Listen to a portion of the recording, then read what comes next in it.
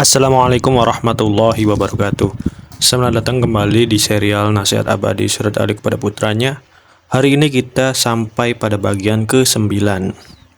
Temanya sangat relevan dalam kehidupan kita, yaitu tentang kesabaran menghadapi hal yang tak menyenangkan dan keteguhan dalam memperjuangkan kebenaran.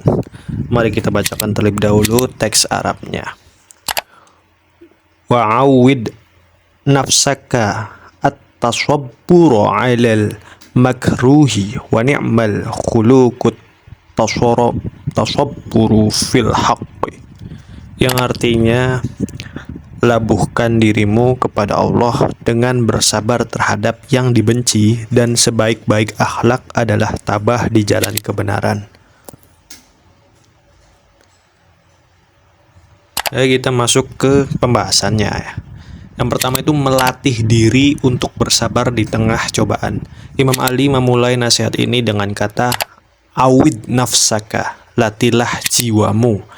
Artinya, kesabaran itu bukan bawaan lahir, tapi sesuatu yang bisa dan harus tetap dilatih. Kita semua memastikan menghadapi hal yang tidak menyenangkan, seperti halnya kegagalan, cacian, ujian ekonomi, keterlambatan rezeki, atau ketidakadilan. Tapi Imam Ali menekankan, biasakan diri untuk bersabar, karena dari kebiasaan lahirlah kekuatan. Seperti dalam Quran surah Al-Baqarah ayat 153, A'udzubillahi minasyaitonirrajim, ya ayyuhalladzina amanu ta'inu bis-sabri was-shalah, innallaha ma'as-sabirin. Yang artinya, wahai orang-orang yang beriman, mohonlah pertolongan kepada Allah dengan sabar dan sholat. Sesungguhnya Allah beserta orang-orang yang sabar. Sabar bukan berarti pasif, tetapi tegar, tetap jalan walaupun berat. Poin kedua yaitu sabar sebagai pilar kemenangan sejati. Rasulullah SAW bersabda, ketahuilah bahwa kemenangan datang bersama kesabaran. Hadis riwayat Imam Tirmizi.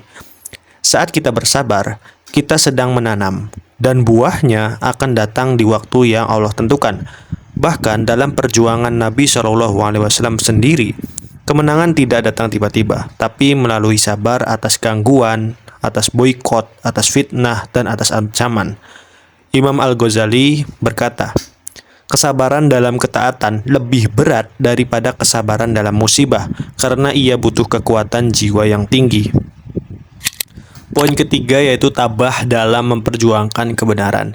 Imam Ali menyambung, dan sebaik-baik akhlak adalah tabah dalam memperjuangkan kebenaran. Artinya, orang yang paling berakhlak bukan hanya yang paling lembut, tapi yang tegar dan teguh memperjuangkan kebenaran walaupun itu berat. Banyak orang yang tahu kebenaran, tapi tidak semua sanggup memperjuangkannya, karena memperjuangkan kebenaran berarti siap untuk dimusuhi, untuk difitnah, untuk ditolak, untuk disakiti. Tapi justru disitulah nilai keutamaannya, karena Allah cinta pada orang yang tetap teguh di jalannya. Seperti yang terdapat dalam Quran surah Fussilat ayat 30. A'udzubillahi minasyaitonirrajim. Innalladzina qalu rabbunallahu tsumma istaqamu tatanazzalu 'alaihimul malaikatu alla takhafu wa la tahzanu wa abshiru bil jannati allati kuntum tu'adun. Yang artinya, sesungguhnya orang-orang yang berkata, Tuhan kami adalah Allah, kemudian tetap dalam pendiriannya, akan turun malaikat-malaikat kepada mereka, seraya mereka berkata, janganlah kamu takut dan bersedih hati, serta bergembiralah dengan memperoleh surga yang telah dijanjikan kepadamu.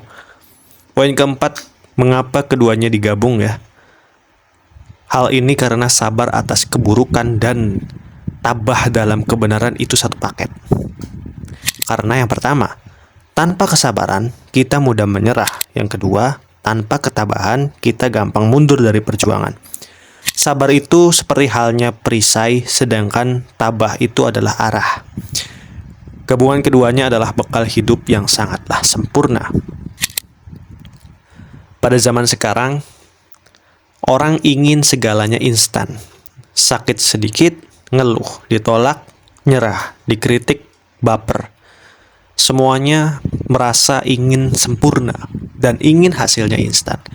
Di media sosial, kadang kebenaran dikalahkan oleh hal yang viral. Seperti halnya sekarang, no viral, no justice. Yang sabar dianggap lemah, yang teguh dianggap keras kepala. Tapi Imam Ali mengingatkan, justru orang besar lahir dari ujian, bukan lahir tanpa ujian. Lalu orang yang tangguh dibentuk oleh kesabaran dan perjuangan.